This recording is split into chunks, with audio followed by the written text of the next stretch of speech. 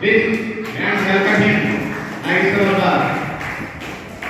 God is inviting you to please take your seat.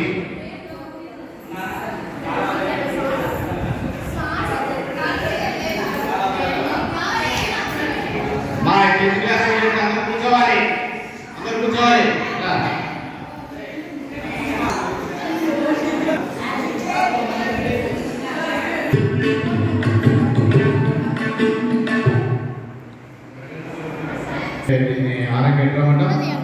ఆరోగ్యంగా 10వ తరగతి విద్యార్థులు చల్లగా ఉండాలని ఎవరిని కోరుకుంటే చల్లగా ఉంటారు మనం ఫస్ట్ చెప్పండి.